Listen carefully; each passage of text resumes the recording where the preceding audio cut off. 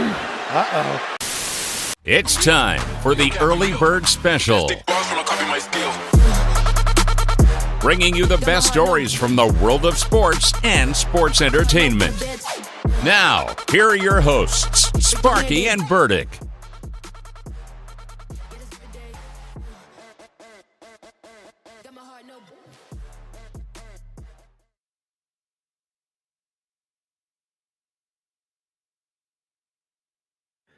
What's going on, Bakersfield and surrounding communities? Good morning. Good Thursday morning. You're listening to the Early Bird Special. I'm Chris Burdick. That's Sparky. Sparky! Good morning. Tell them what they got today, man. Well, aside from Therapy Thursday, we will be talking Ovi. We'll be talking Otani. We'll be talking Ja. We'll be talking Juju. We'll be talking Mello. Good Lord. And we'll be welcoming in the owner of the Well Comedy Club, local comedian, local veteran, Daniel Betts, that you may have seen on Beast Games. Yes.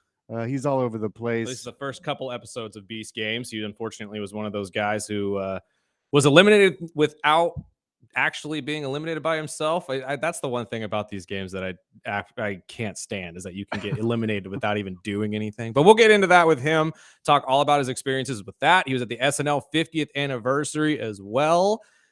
But like Sparky said, we got plenty to talk about. Caps, Knicks, and Trojans. Oh my. Oh my. Oh my. And I guess you could say orange as well, since we're talking a little mellow. Let's start with Ovi, though. He scored again, getting ever closer to the Great One's record. He's 2 away to tie, 3 to take it for himself and become the greatest scorer in NHL history. Let's hear the goal. Here's a tip from Ovechkin. And a shot here from the outside, and it's in front, and they score, and Alex Ovechkin got it. And this has to mean the world to him to actually get this close. I mean, can anybody actually imagine touching a record made by the great one himself, Gretzky, and let alone any other sport? Imagine breaking one of Michael's records. Yeah. Just yourself, not LeBron, not anybody else, you. Imagine being in his shoes for a second. But at this point right now, is this the biggest thing he's ever gone through in his career? Probably. And I'm going to present this question to you, Sparky, because I was thinking about this last night while doing my notes. Could this potentially be the greatest retirement run for any player ever? Because Ovi is 39 years old. He's definitely up there in age. And after breaking this record, what else could you do? The Capitals are #1 in the East right now in the NHL. They're running the table. They look like a potential championship team right now. I know he was a little upset yesterday because that was the one solo goal. Well, I know Brady talked about it. Well, all you need is one. He's got plenty of games to get this done. Yeah, but I'm just talking about it in the loss. Right. They got their butt whooped yesterday, and he could have scored. There was 2 other goals that was that close. Fair. So he could have, passed it. He's 2 down on tying the record and 3 to surpass it. And I did pull a clip from Emily Kaplan on this and the Caps, movement in the playoffs. They're in contention right now to win the President's Trophy, which would give them home ice throughout the Stanley Cup final. And this is a position that not many people thought they would be in. If you looked at them over the last several years, yes, they squeaked into the playoffs last year, but they couldn't buy a goal. They were sellers at the trade deadline. They knew that they needed to retool on the fly. So you have to give credit to this management group for making some really great decisions. I mentioned the coaching staff. I think they're fantastic. And I think that all of us really thought that when Ovi would be breaking this record, it would be like, okay, well, the team's kind of irrelevant and they'll just find all the ways just to get the puck to him so he can get the record, and it'll be a great story for DC. And now the balance is, okay, all these guys are having the pressure to feed him, but they also want to make sure that their team game is on point because the playoffs start in just a few weeks. And I know that there's no position Ovi would rather be in of having both of those things going at the same time. I'm just saying, just like Brady wanted to do in the NFL, you break this record, you win the Stanley Cup, you ride away on your horse as arguably the greatest retirement run of all time. That's just my thoughts. But of course, I mean, no one wants to break this type of record and then just kind of fade away in the playoffs and not win anything. Well, understandably so, but I'm more saying that this could potentially be one of the best retirements. Oh, of course. Even in sports. Of course. Like you're breaking the Great One scoring record.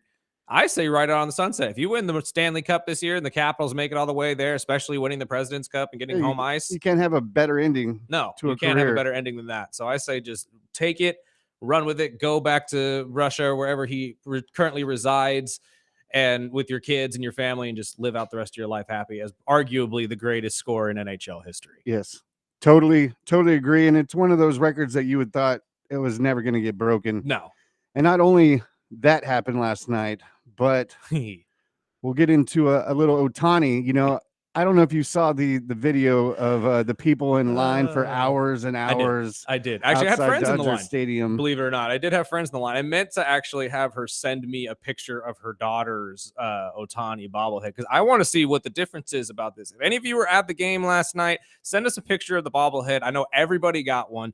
So at this point, I've seen some really, really cool Shohei bobbleheads, including the one from last year with his dog. I believe the dog's name is Decoy, from what Big Dog told us in the show yesterday, as well as I've seen some with the Angels where he was a Jedi. He was like, it's really cool. I love the different things that they do with these bobbleheads. So if you did end up going to the game last night and you want to share with us what the actual bobblehead looks like for Shohei this time, we would love to see it. It's arguably one of the things that I've been wrapping my head around all night because I still haven't seen one. I know a ton of Dodger fans, and that was one of the dates that they circled. Yes. When's Ohtani bobble night? When is it? Well, every year it's like this. Even when he was with the Angels, it's just they literally wrap around the stadium waiting for it. And I think that's why the Dodgers this year said, you know what? Everybody's getting one. Yeah. Everybody gets one. 50,000 people got an Ohtani bobblehead, which as a collector, that just hurts the value of them. Yes, it does. And I was just about to bring that up to you is, does this actually ruin it in terms of financial value for the people who just turn around and sell these things? And one of the questions is, I'm wondering if they're numbered, because usually that's true. I know the year before, I know it might have been 2 years ago when he was with the Angels, that they didn't give them away to everyone, right? And they were numbered, and that's usually good. It brings up the value, right? So that many Dodger, I mean, kudos to the Dodgers first of all, because if 40,000 people were getting them and 10,000 people were left in line, right? Luckily, it wasn't a triple-digit day out in LA quite yet. But I mean, that's going to be probably kind of a on cool purpose. thing. Let's be honest. That had to have been planned by the Dodger organization. You can't have the fan base sitting out there in the middle of summer waiting for an Ohtani bobblehead. But with the Dodgers looking to, stay unbeaten, the score tied in the bottom of the ninth with more than 50,000 fans standing, clinching their bobbleheads. Ohtani hits the walk-off homer to beat the poor little Braves. If there is one team I dislike most of all, it is the Atlanta Braves. As a Philadelphia Phillies fan, just putting that out there right now. Well, however, how does that work? Because you're a Falcons fan. Oh, well, I had my teams as a kid and I ran with it. Okay, you don't have to judge me. I catch the same crap because everyone thinks I'm a Heat fan. Well, yeah, because you're a Dolphins fan. Yeah. So and it doesn't go like that. No, I grew up during the heat of the LeBron era. I won't lie on that one, but I was a fan of the Cavaliers when I started watching basketball, when Carlos Boozer and Ricky Davis and all those guys. Oh, really Boozer. I remember the interview where Boozer deliberately said, "We don't want him. Yeah. We don't want LeBron. We don't need him here. We're fine." And then the team laughed at him and said, "Oh, is that right? Bye, Carlos. Go to Utah." Yeah. And I loved him in Chicago. So. Oh, he was fantastic in Chicago. His best time was Utah, though. He really was a monster when he played for the Jazz. But regardless, it's all just water under the bridge at this point. Yes, for those of you who are wondering, Phillies, Cavaliers, Atlanta Falcons don't really have a tie to an NHL team, although I have a soft spot for the Ducks. Really? I do have a soft spot for the Ducks. Just because you grew up during the Mighty Duck era. Absolutely. Of course. Any millennial, if you're not at least a little bit of a fan of the Anaheim Ducks, what are you doing with your life? See, I don't have an NHL team, but I've always had a little love for the Kings just because the Gretzky years. Oh, absolutely. My stepdad is a massive Kings fan. So is my brother. Or no, I'm sorry. My brother, I believe, is a Blackhawks fan. Don't quote me on that, though. He's probably going to destroy me in text here in a little bit saying, "Are you kidding me?" And I'm like, I don't know your NHL team. You watch every game. And you're the only hockey fan I know in this family. I'm a diehard Dolphins, Bulls fan. But when it comes to baseball, I liked the White Sox growing up because I liked Frank Thomas. Absolutely. And watching the Bulls those years, you obviously got excited when Michael came. And I hated the Cubs, so I had to go with the White Sox. I had a soft spot for the Cubs, but I was more of a Ken Griffey Jr. fan than anything. There you go. But I always liked Barry Bonds, whether it was Pittsburgh or the Giants. So there was a a span of those years where I watched the Giants. I had to cling to something because the Phillies stunk up the field when I was young. We didn't get good until the 2000s when we had Chase Utley and Ryan Howard. That was good years, though. Yeah, Jimmy Rollins. Oh, God, I miss those days. But back to the Dodgers pulled that 6-5 win. Now they are historic 8-0. And going to Dave Roberts, how he felt going with Ohtani. I did. Well, I just thought he was going to get on base. I think last year, his first bobblehead night, he walked it off with a grand slam, and then another home run walk off on his bobblehead night. So you just feel that he's going to do something special. And I just like the way he's not pressing. He's in the strike zone. And when he does that, there's no one better. Okay. First and foremost, I love Dave Roberts, but duh. Right. If you're going to have anybody at bat. Yeah, the best baseball player ever, probably. Definitely the best baseball player playing right now. Of course you're going to have Shohei Ohtani up to bat to win the game. Are you nuts? Yeah, isn't that ironic? It's like talking about it as if, it was a strategic plan. No, it wasn't. It's Shohei Ohtani. If you have anybody in the lineup that you could put in, it's Shohei Ohtani.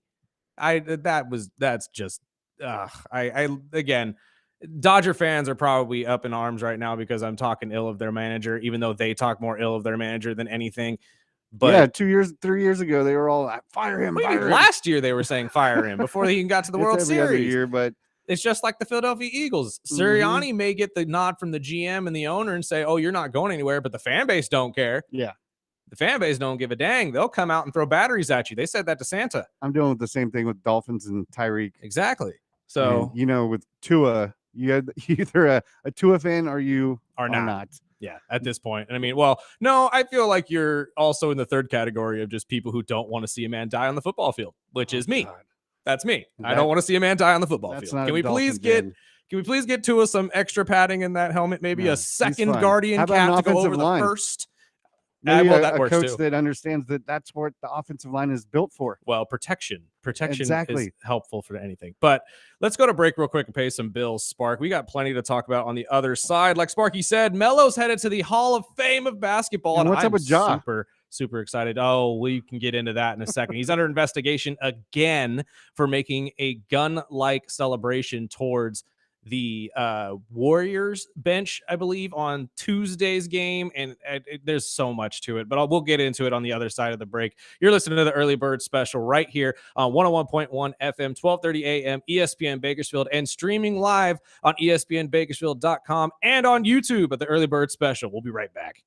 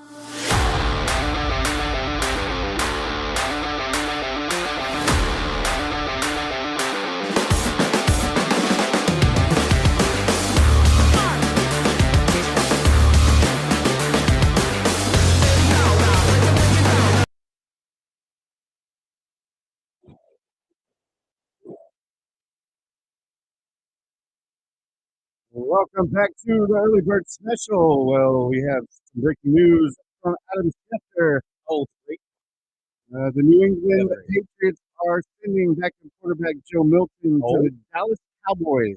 why? With Cooper Rush going to Baltimore, Dallas now has their new backup quarterback for Dak Prescott. Please tell me they at least got draft picks. It doesn't say the info yet. New England, what are we doing? I'm not even a Patriots fan. But what are we doing? Yep. Really? This Oh, no, kid- it was wow. It was Joe Milton the third and a 7th round pick to the Cowboys in exchange for a 5th round pick. Shut. A 5th round pick. So did they even get Cooper? Probably not. Cooper's in Baltimore. Oh, okay. Well, yeah. Still, why? This is probably. Oh, this is another example of whoever the heck is running the New England Patriots right now has no clue. Because this guy was arguably the most questioned, like coveted backup quarterback was Milton. Everybody was curious. This guy could probably be a starter for your team. And the best you could get was a 5th round draft pick. You had to swap a 7th. Yep, they got a 7th, and Dallas got a 7th, and Milton, and New England just got a 5th. What did Dallas do to screw you out of this? Like seriously, what does Jerry Jones have on Robert Kraft right now that said, "Give me your quarterback, or I'm going to release this on the internet right now"? It's Jerry, 'Cause- man. Dude, but why? What do you benefit from that trade at all? You could have traded him to you guys and probably got a 3rd or a 4th. I was kind of hoping he would be in Miami That's for what I'm backup. saying, I would like, have took him there over are- Zach Wilson. There are better places, better teams that could have easily fit better.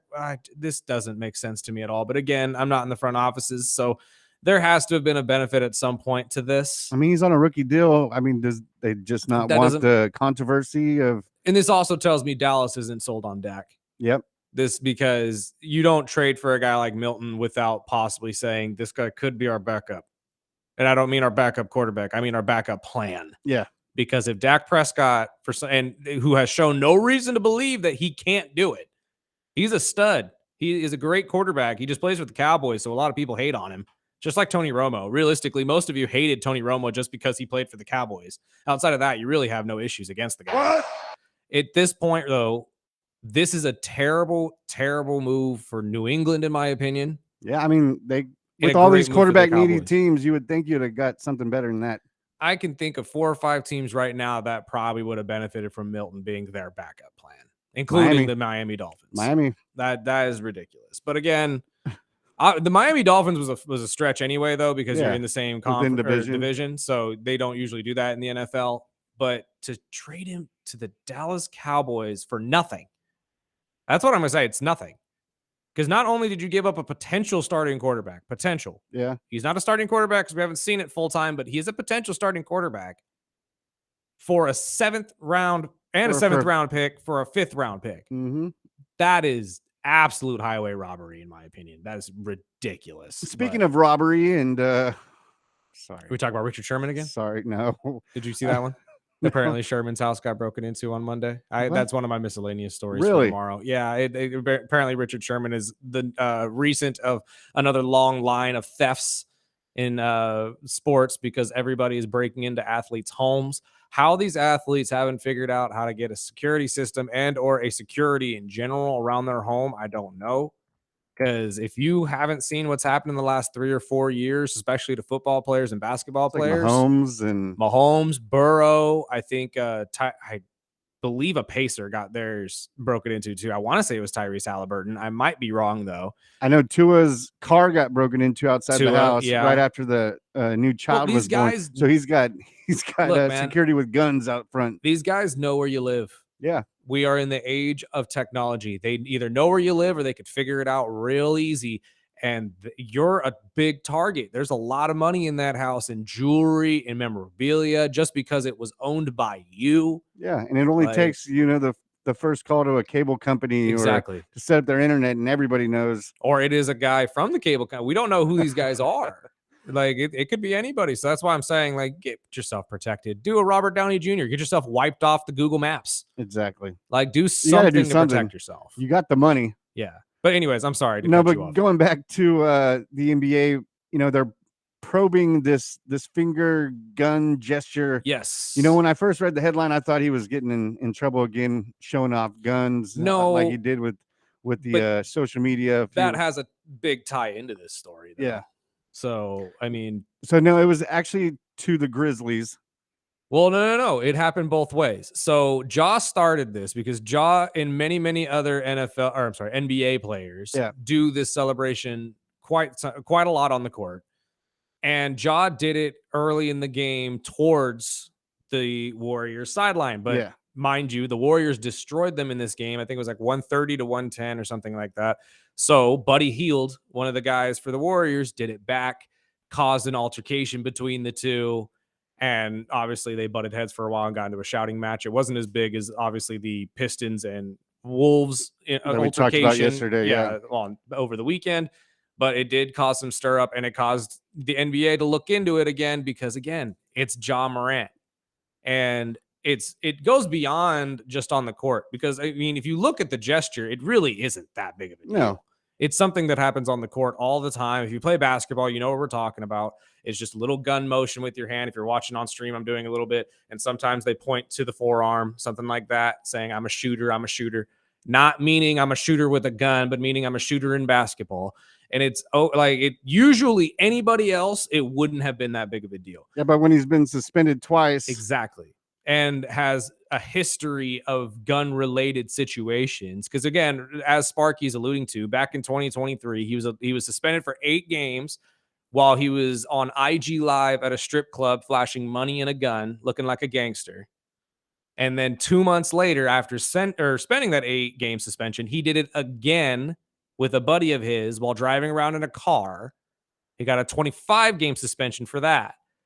But there was also a situation outside of the game where people he knew were messing with Pacers players after the game, shining laser pointers at them, making them believe it was a laser sight. God.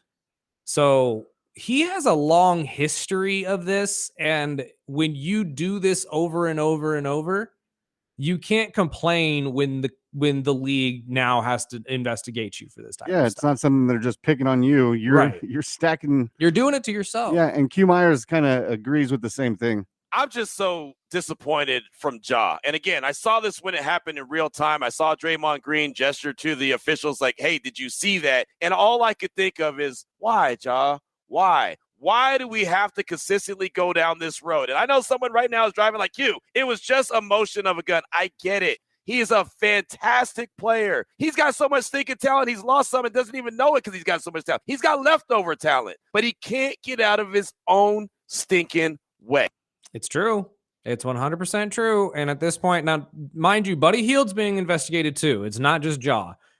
But because it's Ja will most likely face a punishment. And with playoffs right around the corner and the Memphis Grizzlies swiftly falling, they were at one point 3rd and 4th in the West. Now, today, as we talk, they're 8th.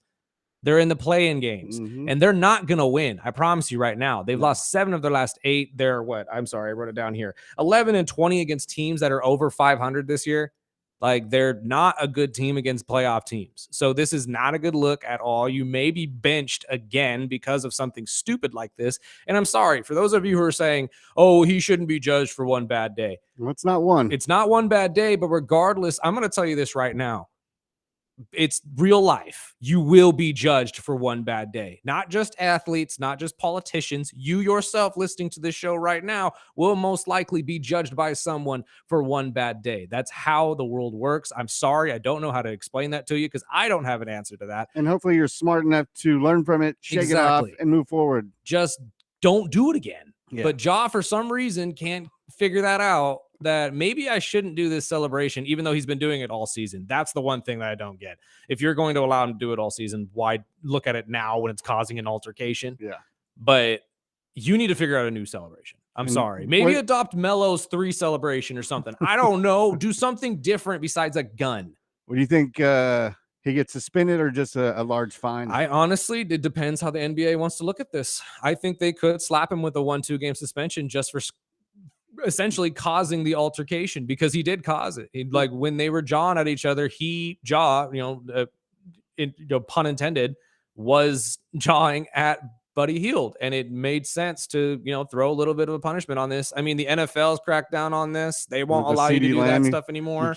They can't even swipe across the nose anymore. First down deal. This is the type of thing that happens, and this is what ruins the celebration part of sports, because everybody wants to be able to celebrate in sports. Kids love to celebrate in sports when they score a touchdown, even though coaches tell them it's a team game, you shouldn't do that. Stop. Well, it's like how the NFL's adapted more of the group celebrations, which I love. But that's the point, is that you're supposed to celebrate when you do something good.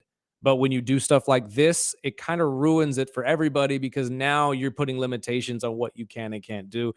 And with guys like Ja Morant, when you have a past with a lot of this stuff, it doesn't help your situation at all. Exactly. Well, after this break, we're going to talk Melo, since you brought him up. And as I know you're a Trojans fan, so I kind of want to get your insight on Juju. I know she just was awarded the College Player of the Year award. Yes. Plus, I know the injury. I want to hear more. It broke my heart. Yeah, man. They were on the way to a national championship. They really, really were. But we'll get to that on the other side of the break. And call or text in anytime, 661-842-2000. The early bird special right here on ESPN Bakersfield, 1230 a.m. 101.1 FM.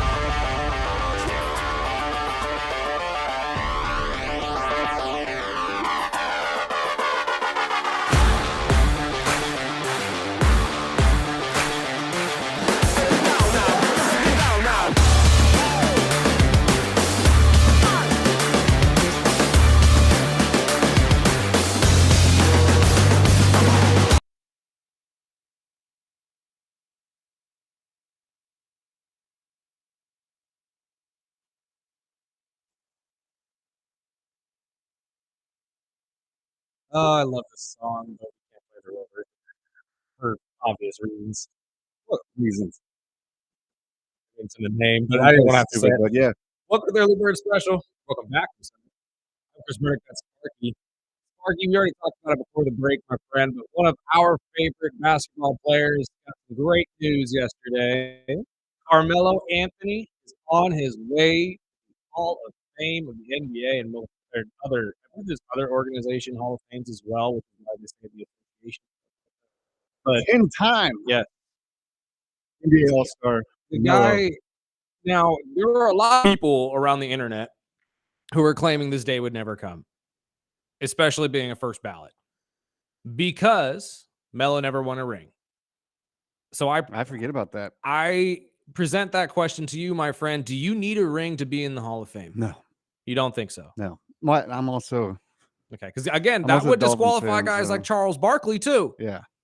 And I love Chuck, especially for everything he's done for the game. But if you want to talk about, and Shams Charania said it yesterday on McAfee, I wish I would have grabbed the audio. I should have grabbed it for myself yesterday. Melo is probably the most pure scorer basketball has ever seen. And I get what people are saying is like, well, he's not the best shooter. That's not what a pure scorer is. Yeah, he was all around. Yes, this is a guy who literally anywhere on the court he could make a bucket from. Probably the closest thing would be Kevin Durant. This would be a close second. But Which will be another first. yes, absolutely. But he's won chips. So I mean, you can't really argue that one.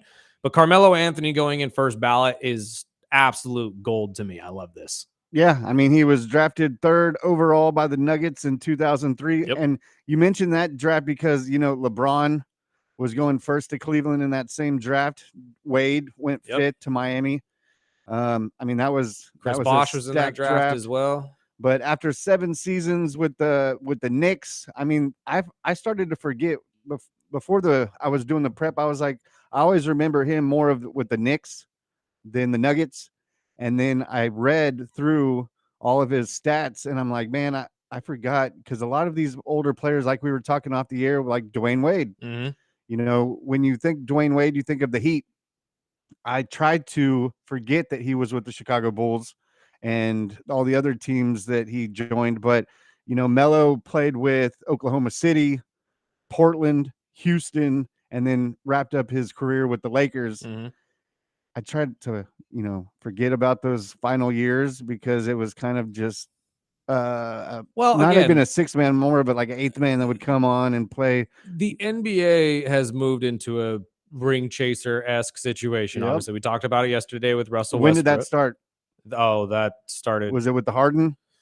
No, this is way before. I think there were guys doing it back in. I mean, you can go back 2000s. to Barkley. I mean, Barkley did that because I remember when he was with Philly. Again, but it wasn't as prevalent back in the 90s. You didn't have you had more, quote unquote, loyalty to teams back in the 90s. And that's not necessarily what I miss. How it was, though. That's what I miss as an old NBA fan. If you listen to the guys who played back then, it wasn't necessarily a loyalty to the team, though. They couldn't stand the organizations a lot of the time. Like Jordan? Yeah.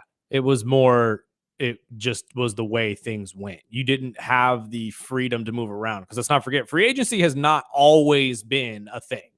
It is something that was created to allow guys to be able to leave organizations that they didn't want to play for. And the money wasn't there. Right. Let's not forget that one of the most coveted champions of all time, Bill Russell, hated his team, despised the Boston community. He loved the Celtics, but he hated Boston, which is why they changed the name on the home jerseys from Boston to Celtics. Shout out to Ralph Bailey if he's actually listening, because I heard that from him yesterday. Really? But that's why they switched it? That is why they switched it, because he himself did not want that. And actually, I need to go and watch this Celtics time or whatever they're calling it, Celtics City documentary on HBO this weekend. That is something that I'm going to be watching.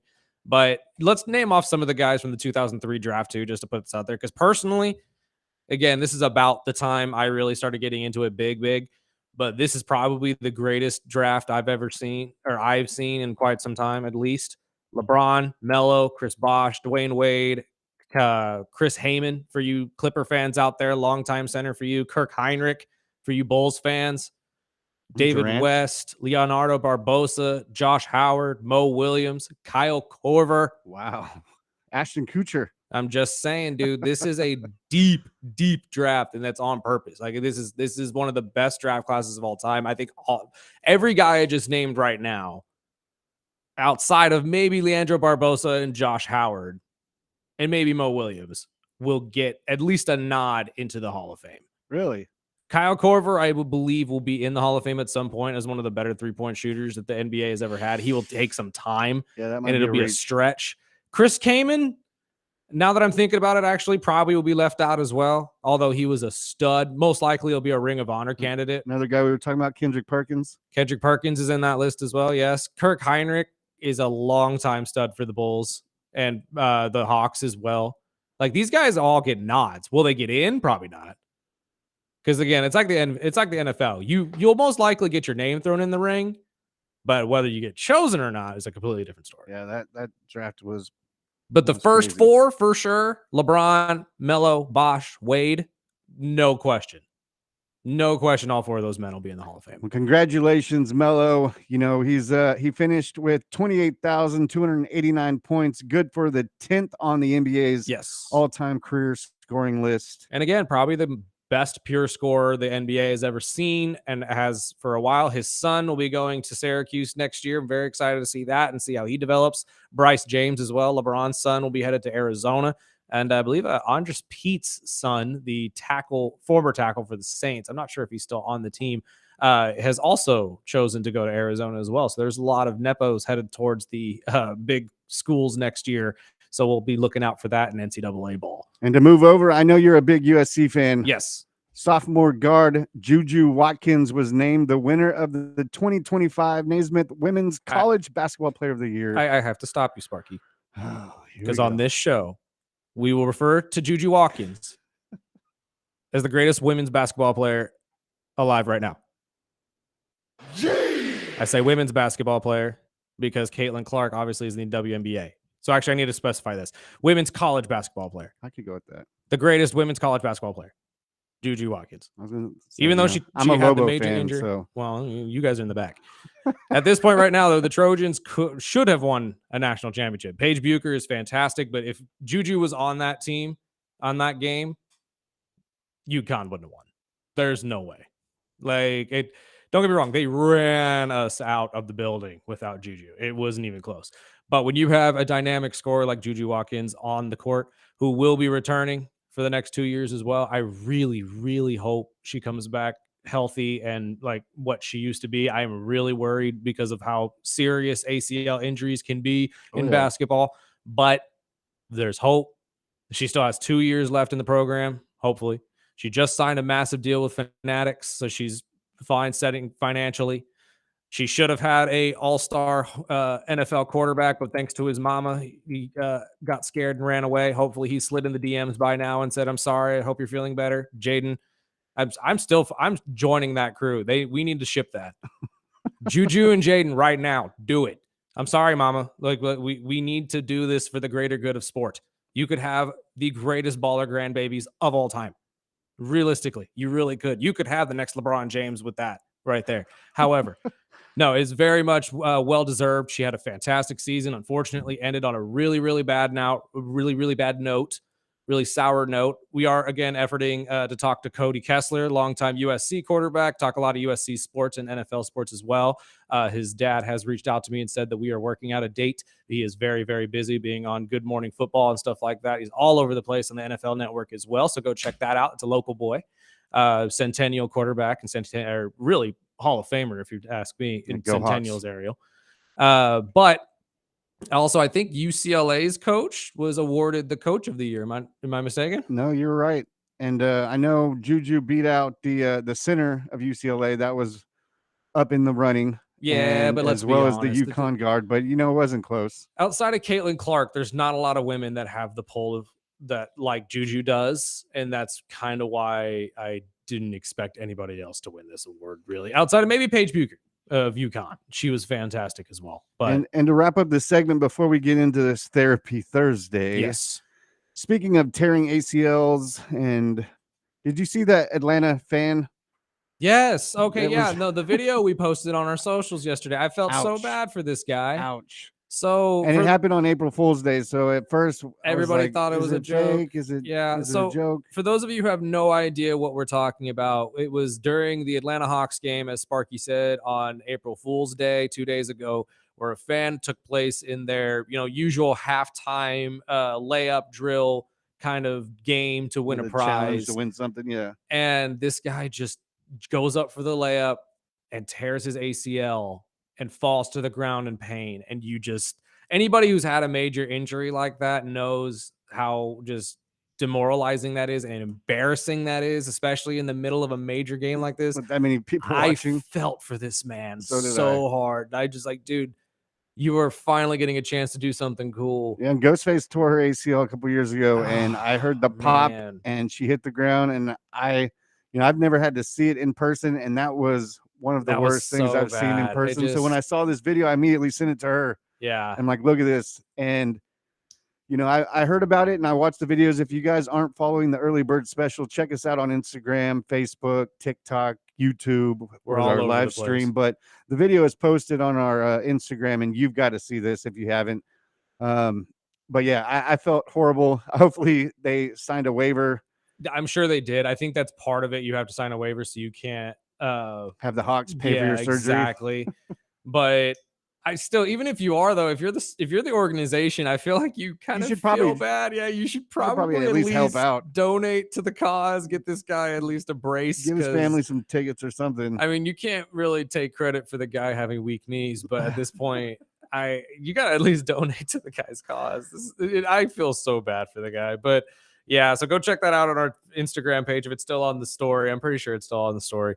But if not, we'll post it again later for you guys so you can check it out. But let's take a quick break, pay some bills. We do have Therapy Thursday on the other side as a themed segment that we are going to either allow you guys, if you would like, call in right now, 842-2000, to sit here and talk with us and just complain. Complain about, if you're a Steeler fan, you can't stand that Aaron Rodgers is your quarterback, for instance, call in and complain. We'll let you complain. We'll let you talk about it, and we'll absolutely roast your team with you, and we'll all walk away laughing. If you're a Patriots fan, Kyle. Yeah. Kyle, how you feeling about this Milton trade? Because I'm sure you'll hear more about that on the Great Kerr show later this afternoon. But at this point, just if you have any gripe against your team or any gripe you would like to complain about, feel free, call in or text in 842-2000. We have our own gripe as well, so you'll hear that at the same time. You're listening to the Early Bird Special right here on 101.1 FM.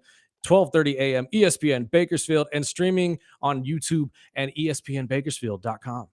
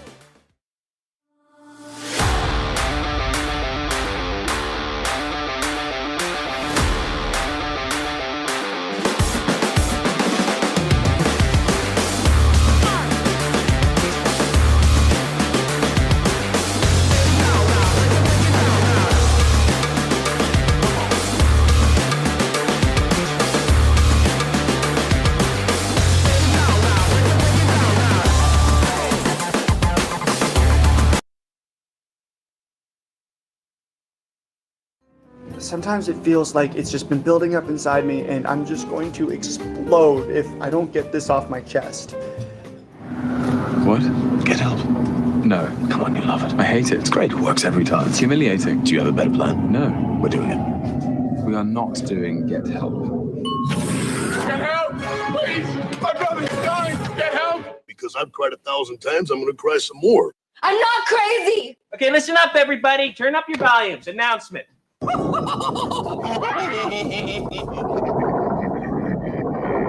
me talk to you! Why you look so stupid? I did it for the people. I did it. Shut your mouth, you thong-wearing fatty. Are you ready to order or do you want to wait for your friend to get here? Can you not see that I'm here with the most beautiful person in the entire world? Sir, that's your iPhone with the camera facing forward. You're alone. You're so alone. Well, welcome to Therapy Thursday with the Early Bird Special. I'm Sparky. I'm Burdick. And we just want to give this platform so you can get something off your chest that may be bugging you, maybe something you can't talk to your family, your best friends about. And this week, one thing that's really bugging me, and I have to get it off my chest. Go for it, Sparky. Is these ticket prices. Not just concerts, not just, comedy. No, comedy actually is pretty easy to get, but yes, WWE tickets. So the pre-sale tickets for this SmackDown that's coming here to Bakersfield June 6th. Mm-hmm. So, the flyer says, it's, going to be $40 to $400. So I'm like, okay, well, I'm not sitting ringside for this event. And the pre-sale went on yesterday around 10 a.m. So I'm in the waiting list. I'm waiting. I get in. And with these pre-sale, anybody that buys tickets to concerts, the pre-sale, they only sell like a small quantity and it's in certain areas, certain sections.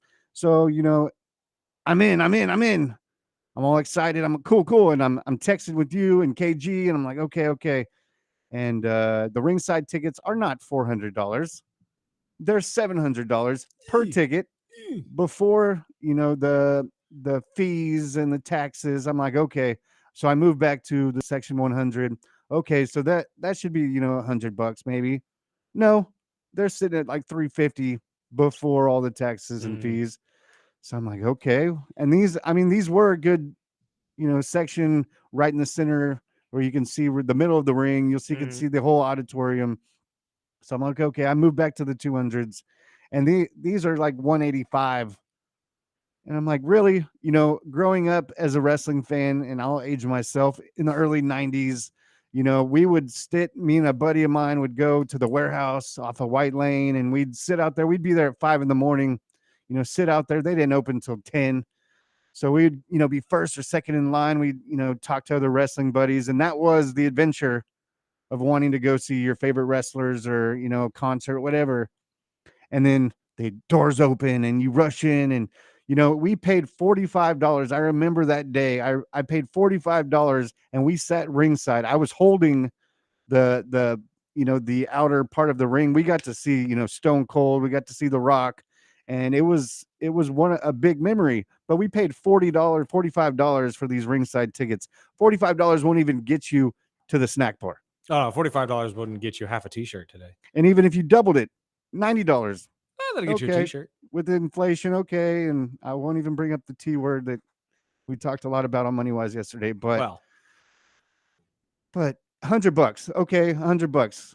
Well, okay. At this point, I agree with you 100%. Tickets prices, it really does feel to me that sports organizations are pricing out the modern family, at least, and the middle class and lower. Because if you really looked at it, ticket prices for the NFL have gone up, I believe, 8 to 10% the last 2 years, running. And I don't know about this year, obviously, but anybody who knows how much tickets are, if you've bought in some Niner tickets or something like that, chime in, let us know how much you paid for them.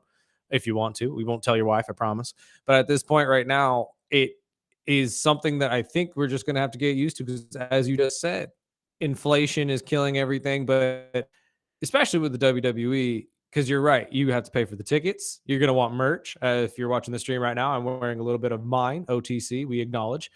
You also have to buy food and drink and stuff like that. And that's just for you. Imagine if you're going, like for me, I'm dropping, because I'm by myself, so I'll be what, $300-$400 really if you're counting my ticket. Yeah. Because I'm not paying $400 or $500 to be ringside as you are. I will gladly sit in the commoners area with everybody else and enjoy the show. But it is just for people like you who would probably want to bring your son, or maybe somebody who has multiple children. You're dropping $1,000, baby. At least. So it's just something that is happening right in front of our eyes. And it has been a growing problem, I believe, since the 2020 area around COVID, because a lot of people now I'm seeing are flocking to semi-pro games, your Condors games and stuff like that, because they are priced for the modern family. You can get a couple Condors tickets for $100 and it wouldn't actually break the bank to take your kid to go right get by a the hot glass. dog. Exactly. And they still get the same feel from it because they maybe haven't seen an actual professional game or anything. So I agree with you though that at this point it looks like we're being priced out. Yeah, and not only that, I mean, if you're getting into the wrestling, you know, we talked about this earlier in the week with KG, but like you have to have Hulu to watch these, you know, LFGs, and you know, you have to have Peacock to watch the PLEs, and you have to have Netflix now to watch Raw, and you have to have all this. And then, you know, I'm a collectible. I collect, you know, football cards and jerseys, and now that Topps and WWE got together and put out, you know, a new card collection. And you know, these boxes of cards are, you know, $200-$300. Well, yeah, I didn't tell you to buy the cards, but that was just that was an luckily my investment you made birthday on landed. yourself. I got one, but True. But now I don't even want to open it because I'm like, okay, I'll keep it you sealed. could probably get some value out of that. They're like Pokemon cards at this point. No, and it's just like to put this into perspective for people, because your venues for the MLB, I believe if I looked this up correctly yesterday, the ticket price for the Dodgers, which is the highest, was $127 averaged. That's $127 averaged. Now, that's just the ticket. That's not, like Sparky said, counting the fees that you're going to have to pay, the food, the parking, and stuff like that. So it really does feel like that. NBA tickets on average, $213, depending on what team you're going to look at and how good they are. Like, I know the trade with LeBron to the Lakers that, you know, counted me out because I couldn't afford the tickets. Now Luka. Yeah, but I mean, and imagine if they won a championship too. Because if you got the Dodgers and the Lakers at the same time exploding, oh my God, LA would turn itself on its head. So that's why we go to Clippers games. Oh God. Yeah, you want to talk about a semi-pro team. But at this point, as I said about a billion times, we're just going to have to get used to it, I guess, because it's not going down, especially with these mergers that they're having happen. The merch is going to keep flowing. You're going to keep buying it. And I mean you as in me and yourself, Sparky. Oh, yeah. We're going to keep buying and it. there was meet and greet packages that were well over $1,000. Yeah. I'm like, okay. But I mean, again, meet and greets are a whole different situation because I know a lot of these guys make those rates themselves. But also let's be fair too here. Scalpers are a big problem too. Like being able to go online, as we just talked about with the pre-sale, buy tickets and then turn around and sell them for 300-400 times what you bought them for. And that's a side hustle that I know Ticketmaster, and there's a lot of They're stuff trying to going crack on in down course, on it. which I don't know how they could do that unless they just limit the amount.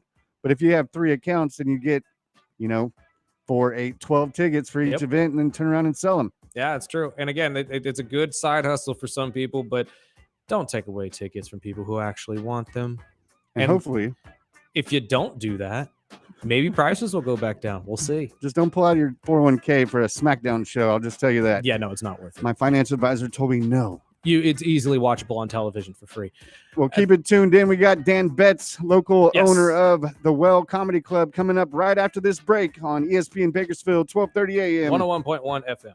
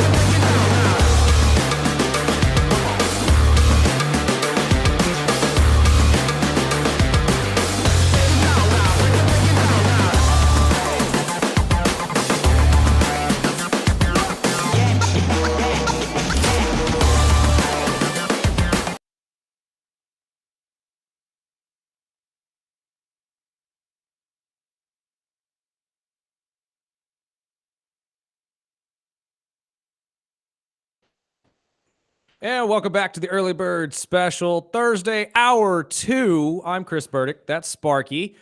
And we have a special guest in the building, Spark. Yeah, I'm done crying. My therapy Thursday's over. I got my BFF in the studio, Daniel Betts, not only the owner of the Well Comedy Club, one of the funniest men I've ever met in my life. You might have seen him on Beast Games. Man, the guy is everywhere. We'll get into everything. So let's just welcome Dan Betts. What's up, beautiful? Nothing, man. Good to see you, dude. It's you're my BFF too, and I love you. Look, I'm making a little cute little heart thing for you. Just man, I gotta give some for the viewers. love, man. Comedians usually stay up super late, so it was just the pleasure of you waking up this early or staying up all the way until this. Yeah, I got to be honest with you. I'm not thrilled about it. So you take your nap after this, but I know there's big news. If you've seen it on Instagram or social media, there's some big news coming for the Well Comedy Club. So what's really going on? What big news? What are we talking about? Are you talking about the tariffs? Or what are we talking? He said the T word, man. I don't know anything about the tariffs, so you'd be educating me on that one. We're giving out free eggs all week. Oh, God.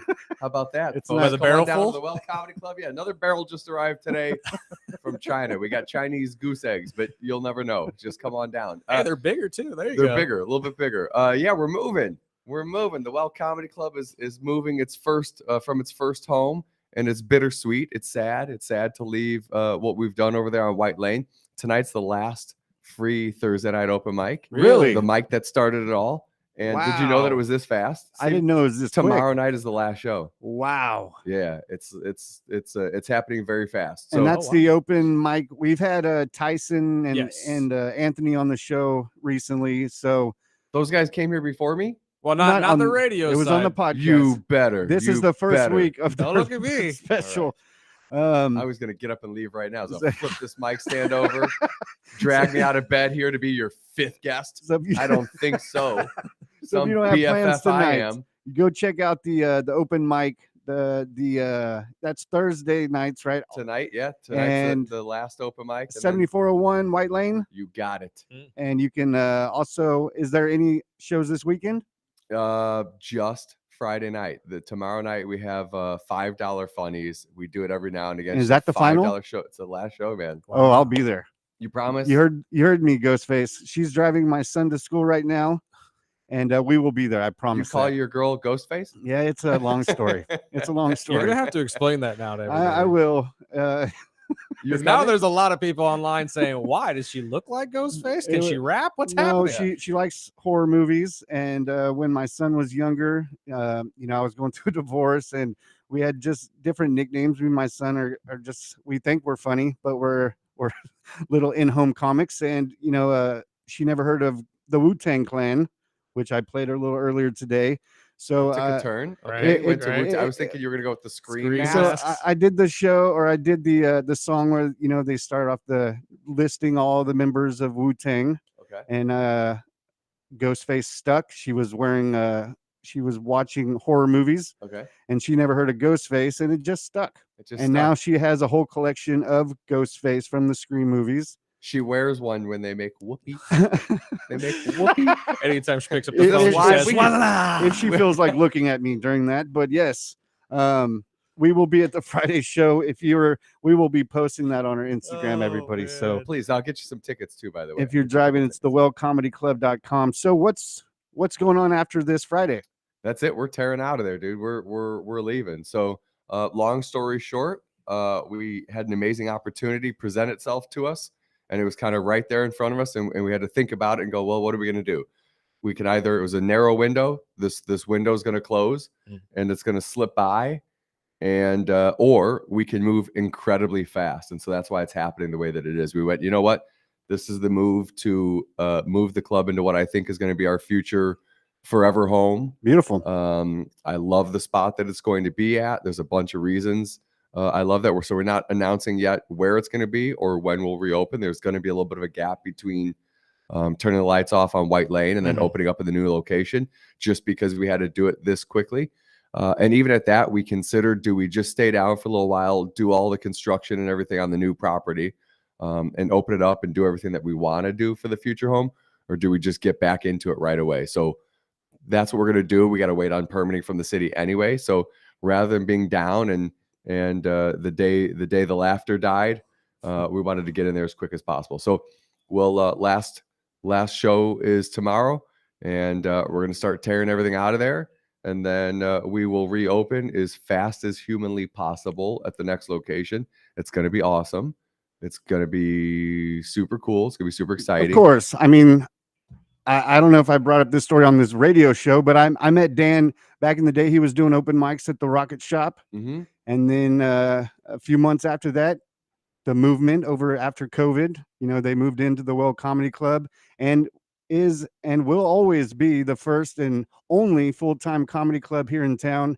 And dude, I've had so many great memories at the Well Comedy Club, and I'm looking forward to the next chapter, the evolution of the Well Comedy Club. Are you keeping the name? Keeping the name, yeah. It's super exciting, man. I think I don't know how many hints I want to drop. We might have a beer garden for a while too. I think that'll be kind of cool. Food, yeah. We'll Awesome. we'll probably be open for lunch, which we've been talking about doing for a long time. Oh, nice. Where we're at, so we'll probably be open for lunch. We'll probably do happy hour. We'll do some more after hours stuff. It's exciting. It's stressful. Of course. Yeah, I'm gonna get my butt kicked trying to get out of there as fast as we're doing this. And I'm taking everything, buddy. I'm taking urinals. You name it. You name it. I'm taking the lights, the couches, ripping the stage out of there too. Stage, all of it, dude. I'm wow. I'm taking ceiling fans. I'm leaving nothing at this terrible property. So I'm assuming just follow you guys on social media, and there'll be hints and whatnot of when this is all going to take place. Yeah, I think that's kind of actually how we'll do it. Is we'll drop a couple hints over the next couple of weeks. All right. We just got a bunch of moving parts. Trying to execute it this quickly. Right. I don't want to jinx things. So I'm just kind of playing it close to the vest for a little bit, building a little bit of anticipation, and then boom. Do you have an open date, or we're just kind of follow on the Instagram? Yeah, not gonna give the date or that's the good. location That's yet. good. I like it. So everybody, I will keep pumping it up, but Friday. I'm so tired. I almost told you. I was almost and I almost just spilled the beans. Spilled it. Well, you can't drag me out of bed this early. Go to the Well Comedy Club tomorrow night. Meet me and Burdick and Ghostface and Ghostface. Absolutely. The final show at the Well Comedy Club. But there is other things that Dan is always involved. There's always something going on in that little beautiful head of yours. Thank you. So we'll start off first with Beast Games. Yes. Beast Games. What do you want to know? Anything. First of all, that dance. Me and my family started watching that, and we only got 2 or 3 episodes in, because after all the emotions in that show, I was like, after Dan was out, I'm like, I think I'm done with this show. But if anybody doesn't know Mr. Beast, I believe his name is. Yeah. My son was a follower of his, so I had to find his pop-up kitchen a couple years ago and got the Mr. Beast burger that was overpriced and not that good, but he loved it. He enjoyed it. It was a memory. And then he had a new show on Prime called Beast Games. And this man, I believe it was the funniest part of the show. What I watched was the dance. Yeah. Which I saw all over social media for the following weeks. But how was the whole experience? The experience, and what did that start at the Raiders Stadium? Yeah. So episode 0, I guess, was on his YouTube channel. Mm-hmm. And then the first episode was on Prime and everything after that. So I think the goal was get all the YouTube viewers to watch it on his channel and then head on over to Prime to watch it from there. Absolutely. Yeah. But a lot of folks that I know never saw episode 0. So we started with 2,000 of us at Allegiant Stadium. And they dwindled it down to 1,000 of us from there.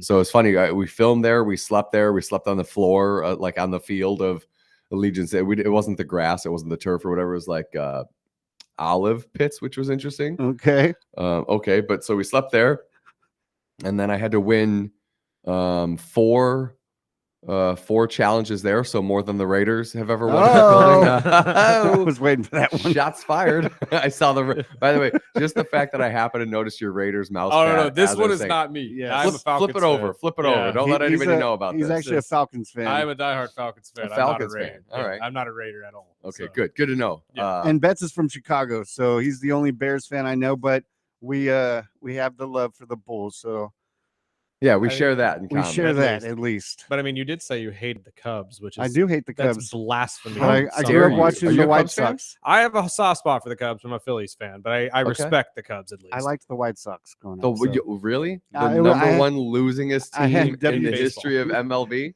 That's the what was Royals came have on. won a World Series. That's before fine. I'm the also a White Dolphins Sox. fan. If you guys want And to I was beat me gonna while I'm say, down. you poor thing, right? Here we are on ESPN Radio. We have to talk about it. Your quarterback doesn't have a lot of Here we hits left go. in him. No, he doesn't. I was just saying he needs a second Guardian cap to go over the first one. You know, Yeah. you just No, double wrap He him. just at this needs an point. offensive Bubble. He line. needs Bubble a wrap. bubble wrap. Yeah. Here we go. I mean, Anyways, okay, so that back to moved me into the losing. episode Yeah, on the yeah. podium. Is that when you guys were all in the lines in the Yeah. squares? So then we took a break and then we went back to Toronto to film the rest of it. Oh, really? And then, after I got eliminated, they went to Panama temporarily and then back to Toronto to finish off the show. So is that where the island Uh-huh. was? Yeah. Okay, Yeah, so that was that second episode is when you guys had the two towers Yes. and you were on one side. So breaking it down, they split the teams into sections and had to go into these like big, almost looking like a parking structure. Oh yeah. Okay. Yeah. I was thinking And about that's the where you pillars got that were- eliminated, right? Yeah. So episode 2 broke down into it was 4 floors on 2 opposing towers, Mhm. and each floor was two teams facing off. And we were on the second floor, and the gist of our challenge was to see how many people we could get to eliminate themselves Right. for nothing. Just go home. Thanks for coming to Vegas. Thanks for coming to Toronto. It's time to go home now. You get nothing. It's like leaving Willy Wonka when he's like, With nothing. Good You day, lose. sir. You get nothing. And so we ended up getting 4 people to eliminate. No, 3 people. The other team got 4. And it was interesting. They didn't show that there was this button you could hit and it would show a live feed to the other side. It never made the episode. And we had one person who was on their way out the door, and somebody on the team grabbed him and held him. Was like, "Don't go, man! Like we're in this together." At the last second, so we would have tied 4-4 if that guy didn't get held.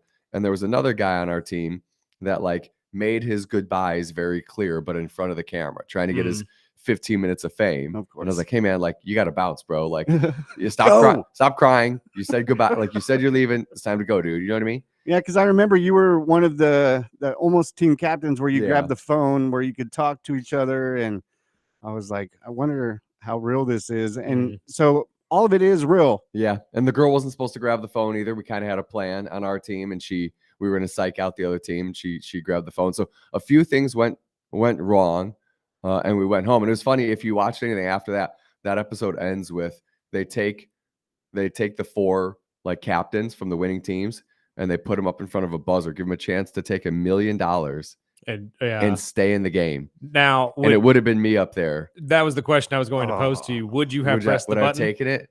That's a lot of money to walk away from.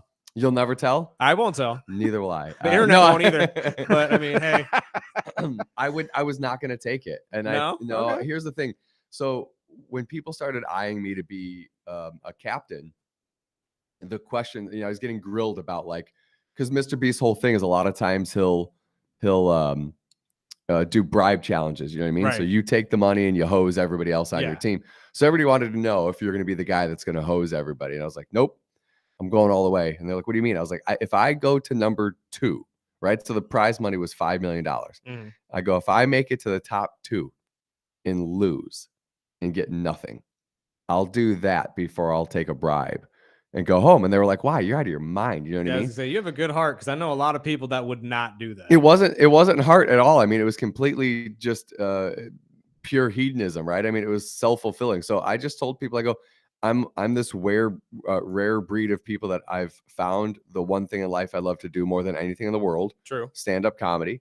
And followers, I don't need self-affirmation from followers. I don't, judge myself or my worth by the number next to my name on Instagram. But if you have a couple 100,000 followers on Instagram, you can get booked across the country, clubs all over the place, right? True. So I thought, if I gain enough followers through this, that it opens up the door for me to be able to do what I love the rest of my life, I'll make my 5 million doing that anyway, right? True. Yeah. On the flip side, if I take a bribe and I become a villain, Yeah. people get death threats. I got a wife and kids. I don't need death threats. I get enough of True. that from my wife. It's like, and then, it's like every time the club posts, we got a comic coming and people show up in the comments like, screw you, you jerk. Yeah, you did this. It to would these hurt the people. business. It would hurt my plans as a comic. So I just said, I'm going all the way. I'm not taking any bribes. So I'd have gone up there for the $1 million, not taking that.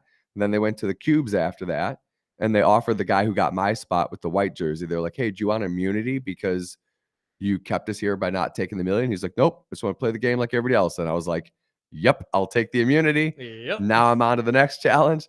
Now I got a good chance of catching that helicopter flight to the island. Absolutely. I'm top 50. I think I could have gone pretty far, and just absolutely. a couple things didn't work out. So now you were not part of the episode with the drops, right? Where everybody stood on the platform and then just randomly dropped out. Part of that. You were part of that? Yeah, Like, yeah. how just nerve-wracking was that? I think the scariest thing is obviously that they're never going to show it, but one of them malfunctioned. Oh, no way. So there's 2 doors that would drop. So like in theory, your right and left leg go at the same time. Right, absolutely. This one dropped one side, and the guy like tipped, and it looked like he was going to rack himself pretty good. Oh no. When he caught himself. Oh, good. And then after that, people were like, "Yo," people were kind of timid about it, but the episode made it look, like it's like 100-foot drop. Right. And it was probably, we were all in like an airplane hangar, and they had artificially built basically like a second floor.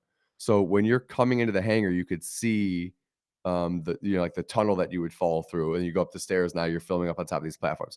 So it's probably about a 10 feet from top to bottom. Okay. But foam was probably 4 feet tall. So it was just enough to get you out of camera, and make sure your arms aren't going to get. Be nerve-wracking. I can't even do those slides at Six Flags, Yeah. let alone sit there for money involved. That's I know. I kind of ridiculous. wanted to experience it. If I'm honest, I I mean, didn't want to the get whole- eliminated, but I wanted to try it. The whole scenes, the where he was at in the second episode, the whole island or whatever it would be, where it was like a fake village.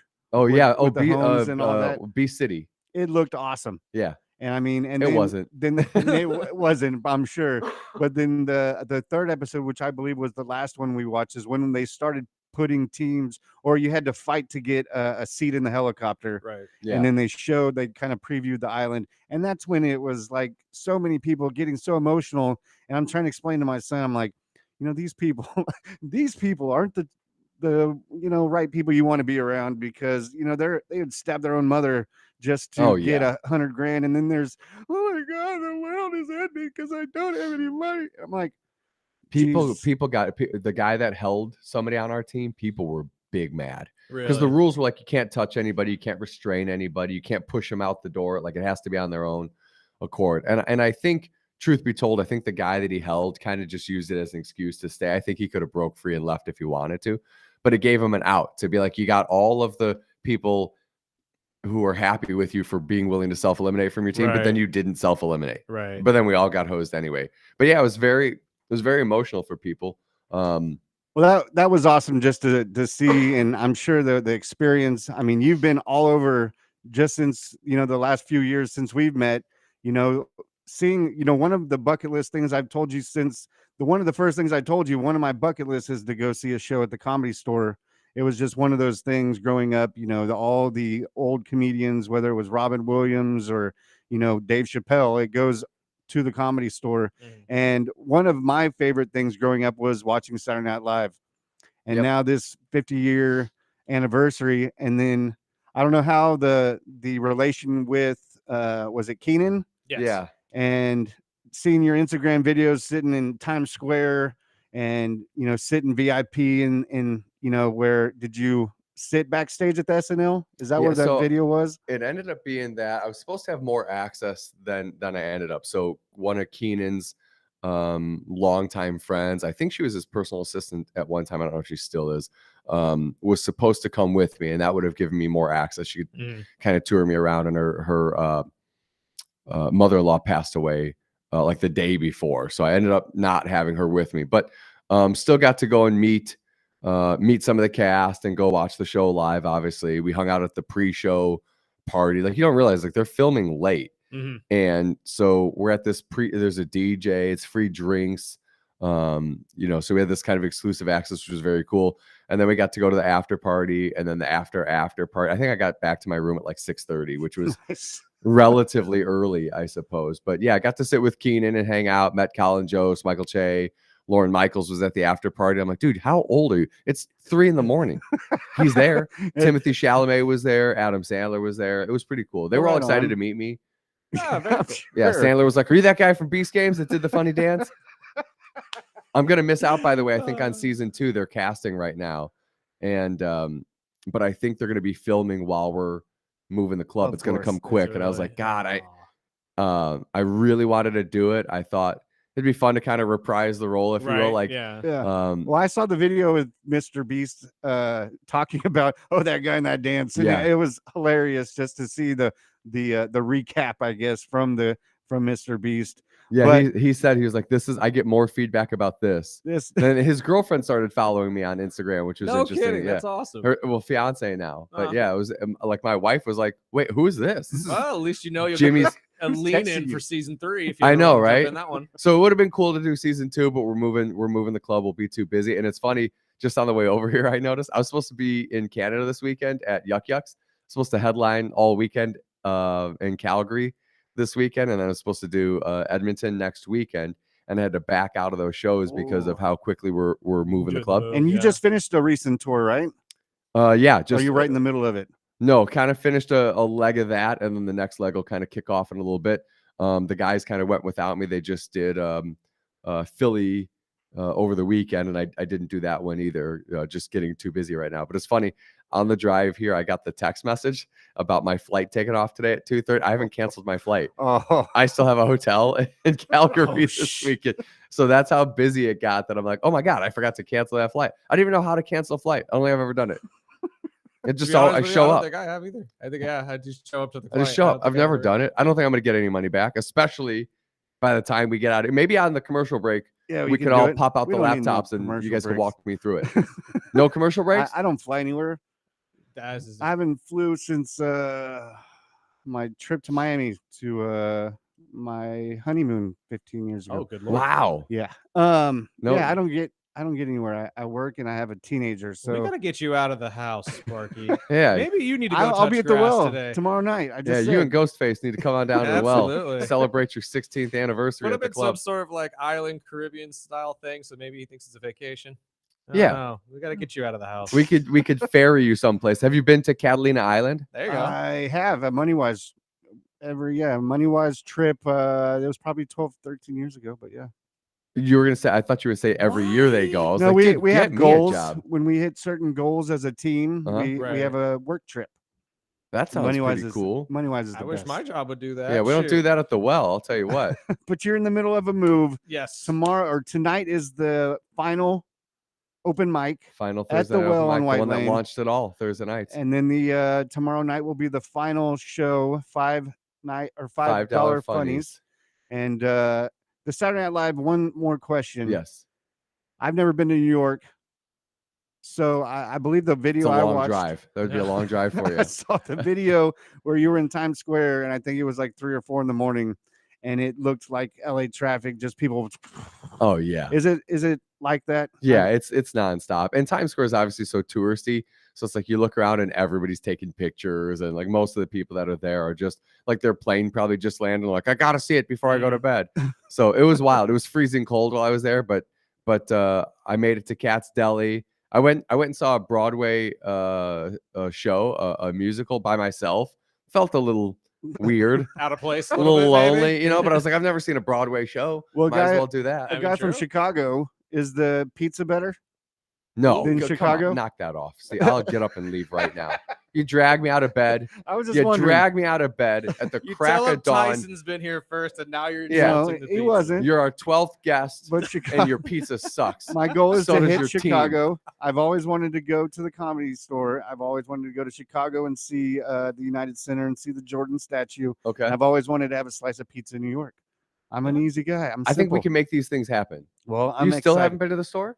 No, Let's go to the store. I've loved to, but I've every time I've seen it, it's either sold out or Buddy, I'll get you in. okay. I let's know do a it. guy. Let's do You it. come with me. And I know a guy that knows a guy. So No one knows me. I'm just I pay somebody quietly, but I make it look cool. You know what I mean? I'm like, this is my buddy Steven. Come on. well, I don't want to forget anything, but the question about SNL, what show was it?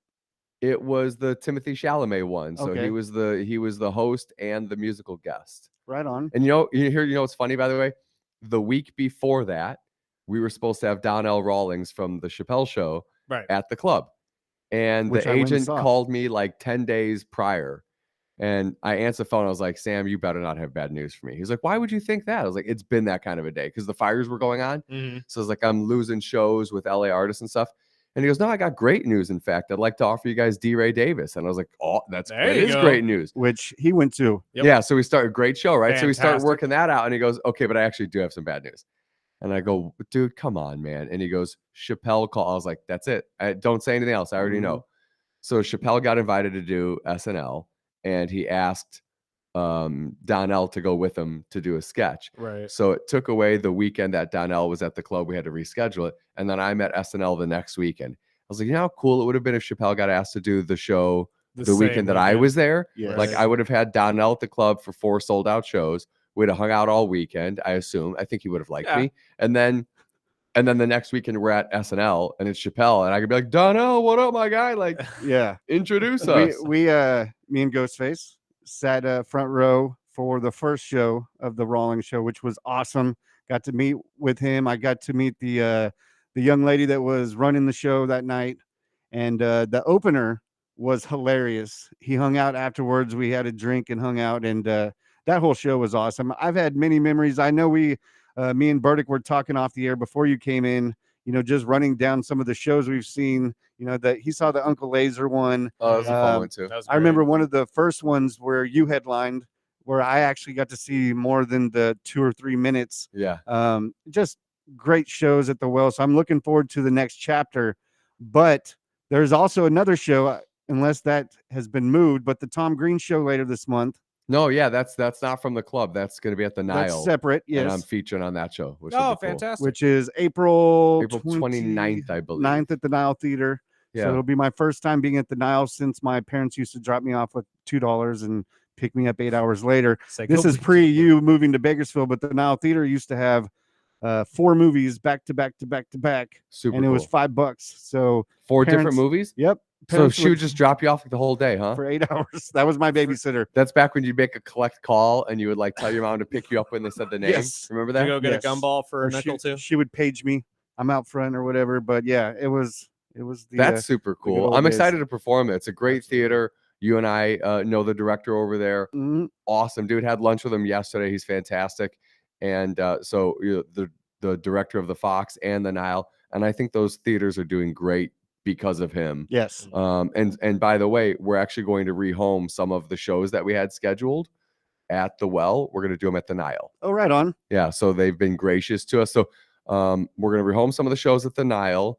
Just confirmed we'll rehome a couple of them over at Tumbler Brewing Company as well. And our open mics, our Tuesday, Wednesday, Thursday night free open mics are going to be rehomed to Eva's, which is the small event space in the East Lobby of the Fox. So starting next Tuesday, East Lobby of the Fox, you look at the building, it's just to the right-hand side. It's connected physically, but there's no way into the Fox from Eva's. It's gorgeous. They have Trout's old bar in there that Trout's donated to them. It's super gorgeous. It feels like a jazz lounge or speakeasy. I don't know how to describe it. It's really just a chill, like low. Yeah, it's going to be great. So for all of our comics to be downtown, I think is going to be fun for a while. So check that out. So Tuesday, Wednesday, Thursday, doors at 6, sign up list at 6:30 for folks that want to sign up and do comedy. Mike starts at 7 o'clock, goes till probably 9:30ish or whatever. That's going to be really cool. And then, being able to do some of our shows like Hans Kim, Tony Rock. I don't know how far out we'll go. Chingle Bling, Cactus Tate, some really great shows we have coming up. What would be Steph Talev's coming? That's going to be a really good one. 4 show sold out weekends. We'll do 2 or 3 shows at the Nile.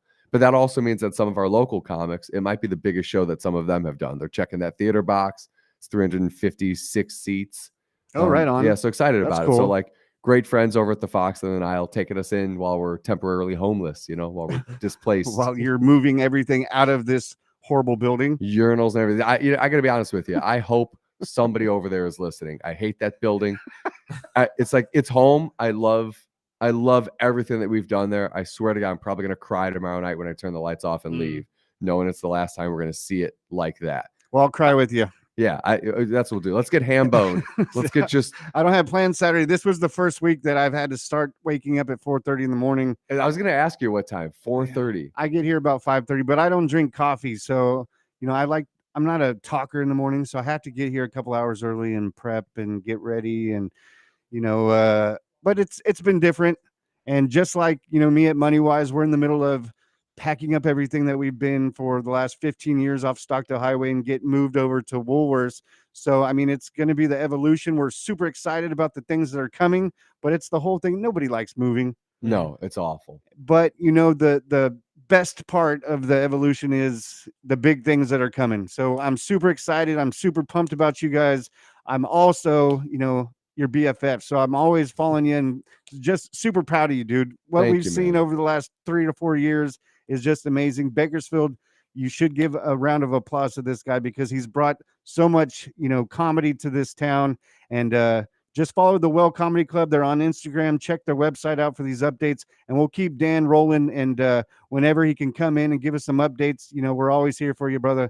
And I appreciate you waking up early or not going to sleep yet. Dude, I'm tired. This was a bad idea. But get your ass out of here and cancel your flight. Hopefully you can get a refund. But we appreciate you coming on, and we'll wrap up this show after this break. And like I said before, get your free open mic tickets tonight at the Well, 7401 White Lane. And can you buy tickets for the Friday show online? Yes, thewellcomedyclub.com. You can buy them online or you can buy them at the door. It'll be our last show, so buy your tickets early. It might be sold out. It'll be a fun one. I think we're gonna blow this guy out. I'm gonna get ham boned. You're gonna get ham boned. I'll be there. Ghostface is gonna get a ham bone. It's gonna be awesome. Keep it tuned in at the early bird special right here on ESPN Bakersfield, 12:30 a.m. 101.1 FM.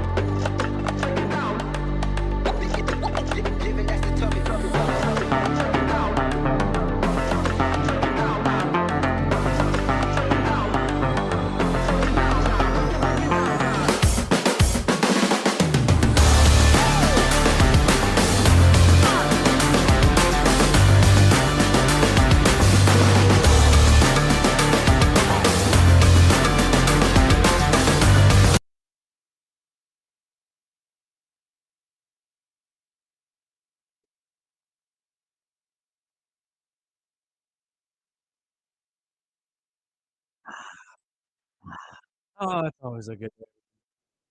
Cute on.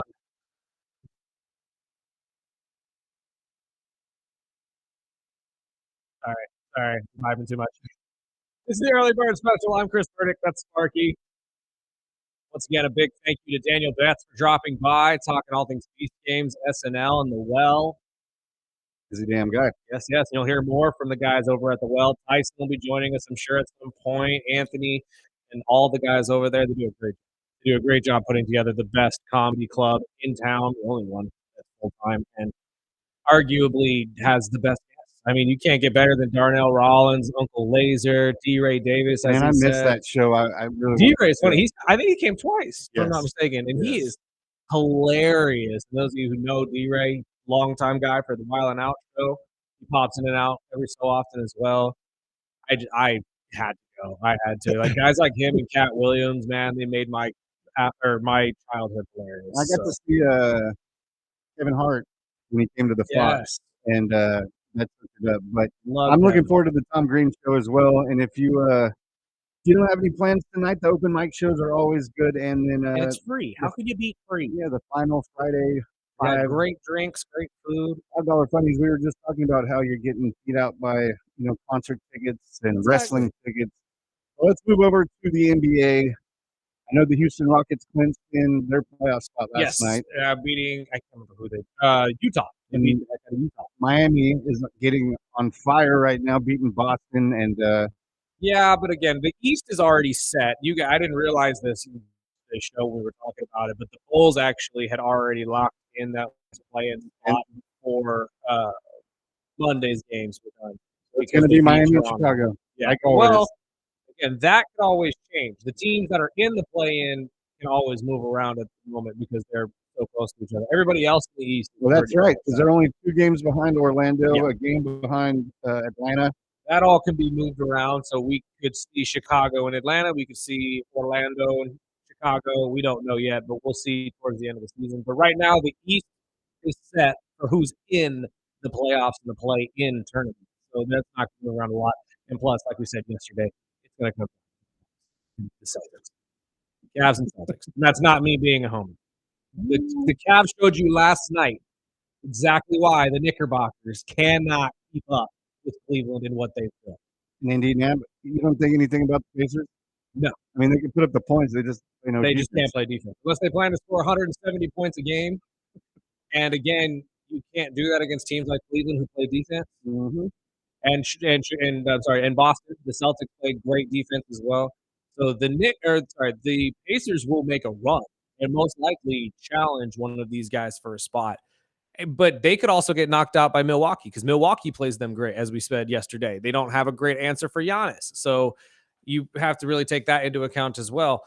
I just don't have a lot of faith in what the Pacers have putting forward, although they did reach the Eastern Conference Finals last year and made me look stupid. So Cleveland, though, is still my favorite to get out of the East. The West is absolutely a barn burner, and nobody knows how this is going to end. Although the top 6 teams, in my opinion, are the top 6 right now, as it shows. Oklahoma City being first, Houston second. I believe LA now has slid into third. Denver is 4th, Golden State is 5th, and Minnesota, the Timberwolves, jump up into 6th after we just talked about the Memphis Grizzlies being an absolute dumpster fire right now under their new interim head coach after firing Coach Jenkins and now potentially looking at their star player facing a suspension again. Memphis might be they might drop out of the play-in altogether if this continues. And the favorite, we know the East, but I'm gonna go with Canty and who he thinks is the West. All of these teams, except for the Lakers, I would be surprised if they got to the NBA Finals. Except for the Lakers, all of these teams, they got to the NBA Finals, I would be surprised. What have I been saying all year long about OKC? They got to show me. You'd be they got to show me. About Jokic? You'd be surprised about Steph and playoff Jimmy and the Warriors?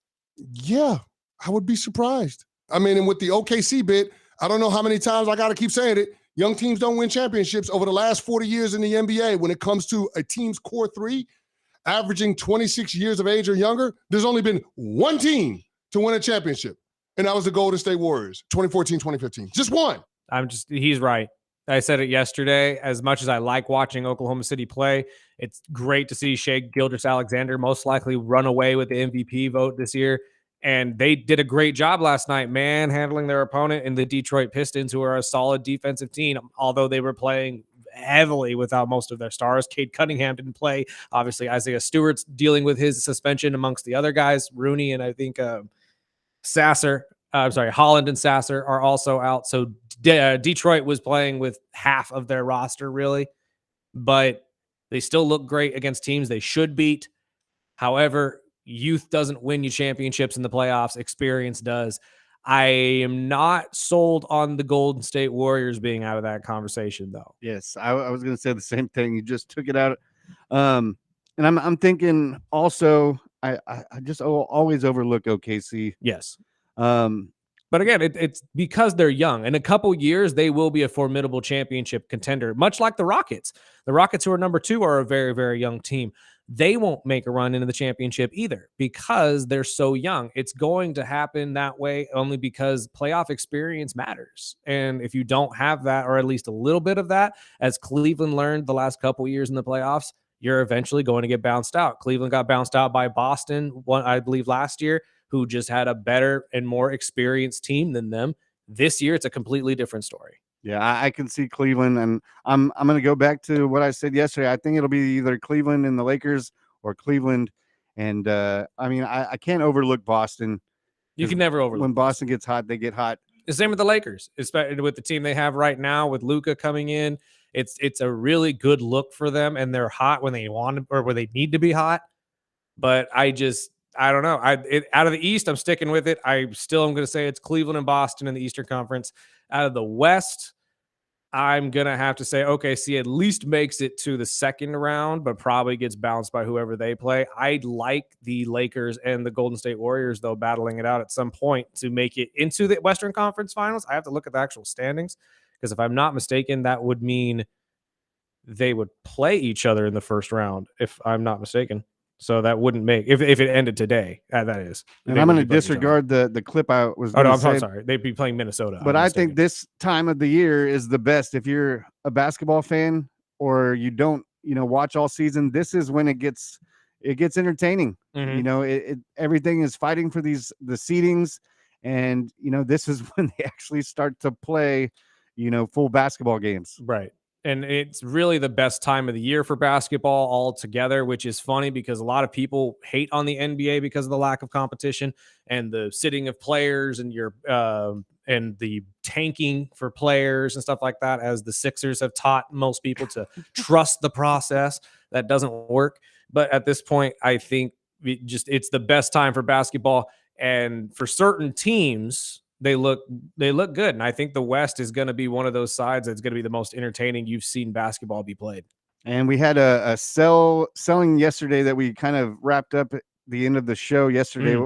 Was it the not the Grizzlies, the Timberwolves? The Timberwolves, yes. The Timberwolves were sold yesterday morning. I apologize. The notes came out last night of how this actually went down. I didn't realize, I totally forgot about this, but Alex Rodriguez, longtime Yankee, is part of this purchase. He is the Rodriguez in Lore and Rodriguez, Mark Lore being the other side of this, but the deal did finally go through. Apparently there was a argument between the original owner, Glenn Taylor, and Rodriguez and Lore, who Taylor claims they didn't pay him the third payment on time. They claimed that they have an extra 90 days because you have to go through a 90-day process with all the other owners to be accepted as the owner, as a majority owner, and essentially have your team bought. So they're waiting for that to happen, which would have given them a 90-day grace period to make the final purchase, essentially, because you're not going to make the final purchase and give the final part of the money over if the team's not actually going to get signed to you, right? Makes logical sense. Yeah. So that has gone to arbitration. The panel of arbiters all said Rodriguez and Laura correct. You need to give them the 90 days. There was going to be a challenge by Taylor. He has decided not to challenge anymore. So the team will be sold to Alex Rodriguez and Mark Lore and others. These guys aren't dropping $1.5 billion on this. But the question I wanted to pose to you, Sparky. We've seen this happen now a couple times in the last couple of years. Obviously, Tom Brady buying a minority stake into the Raiders, amongst other people. I know Kevin Durant has stake in multiple soccer teams. I think LeBron does as well. Serena. LeBron's actually part of the I want to say it's the Fenway Sports organization or something like that, who owns multiple sports teams and has been very vocal about wanting to own a sports team of his own. Do you think this is going to be a regular thing? Oh yeah. They always like to throw in any way they can. I mean, I remember when the Dolphins sold portions with Serena and Venus and Mark Anthony and all these. So it was a big thing with when the Dolphins did that, because all of a sudden, it was a bunch of famous people sitting at the Dolphin games when no one was going to the games. Right. And again, I think it's a good thing because players know how these things are going. Sorry, Daniel Betts making his final goodbyes to us. Players know how these things go. They know how their business goes probably better than anybody. And to have random people come in from outside of that who aren't really in tune with the game, I think having guys who have played the game is going to be great to own the team, so we have the fairness inside the organizations for these players that these players have been begging for a long time. Well, we are going to wrap up our final break and come back, preview tomorrow's show, where we'll debut the Financial Friday, and we have a special guest we'll tell you more about after the break, right here, the Early Bird Special on ESPN Bakersfield, 12:30 a.m. 101.1 FM.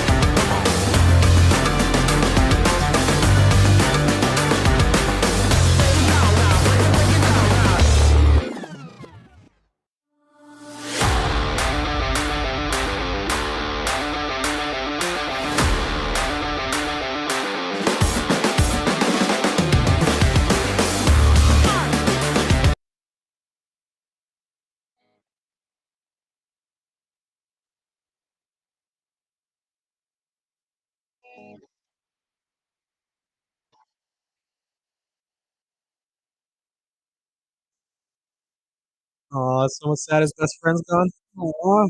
I'll see you tomorrow, though. Aw. This is early bird special. I'm Chris Burdick. That's Sparky. We're wrapping it up on this Therapy Thursday. Got off my chest. That's what it's all about on Therapy Thursday. And next week, feel free to chime in yourselves, call in, text in. Do we have any text today, Sparky? We find do. out. The Patriots got robbed is exactly what it says. And I'm going to agree with it because it's official. The Patriots quarterback Joe Milton, the third and a 7th round pick in exchange for a 2025 5th round pick from Dallas. I just can't believe that Dallas swindled them out of this. You could have gotten so much more from another team and a better draft pick too, in my opinion. But again, I wasn't in the room, so I guess I can't say that. I don't know exactly what was offered for Milton. In my personal opinion, he's worth well more than a 5th round draft pick and giving up a draft pick of your own. But you know, these lower draft picks seem to be more of a covet now in the league because obviously they're cheaper cheaper players to put on the roster. And if they work out for you, great. It's more of a win than a loss. So I guess this is a win in a way, but I have to agree. They got robbed. This is absolute highway robbery. But we do have some breaking news as well, real quick, Sparky, before we get out of here, since we've been talking about it ad nauseum all day.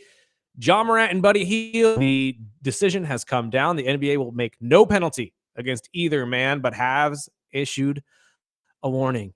Yes, so they have told Ja probably knock it off. Yeah, slap you on the wrist. Just like You we're didn't right get around your full, playoff knock it time, off. dude. You did this last time too, 2 years ago. Do you not want to play? Is that what it is? Do you not want to play in the playoffs for Memphis? Because if that's the case, all you got to do is go to your GM and say, I want out.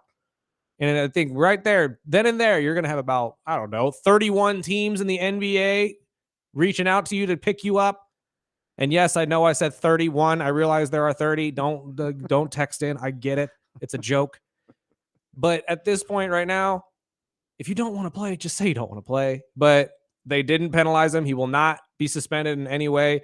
The altercation is now taken care of, and we will move on and hopefully see Memphis and Golden State in the playoffs, maybe.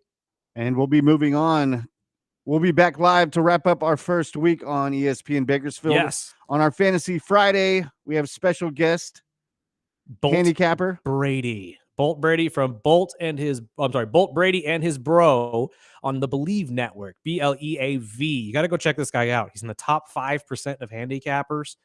And if you listen to the Ralph Bailey show, he does work with Brandon Lang, I believe, not hand in hand, but the two of them do work for the same corporations. He's a fantastic handicapper. He will help you with all of your bets for the weekend, set you up perfectly for the Final Four, and get you set up for the NCAA championship game coming up as well. Men and women's. He's the best guy to call and ask questions. So you're going to have about 30 minutes tomorrow, 8 o'clock, to call in with anything that you may have and make yourself some money, man. That's what we're trying to do. That's why we're trying to help you. It's going to be Fantasy Fridays, Fanatic Fridays, Financial Friday, whatever Friday you want. It's a free-for-all. We'll get to it. And we'll send some love out to Dan Betts and Matt Riley. Yes. Thank you guys for listening. Join us again tomorrow, 7 to 9 a.m. right here on 1230 a.m., 101.1 FM, ESPN Bakersfield, and streaming live on YouTube.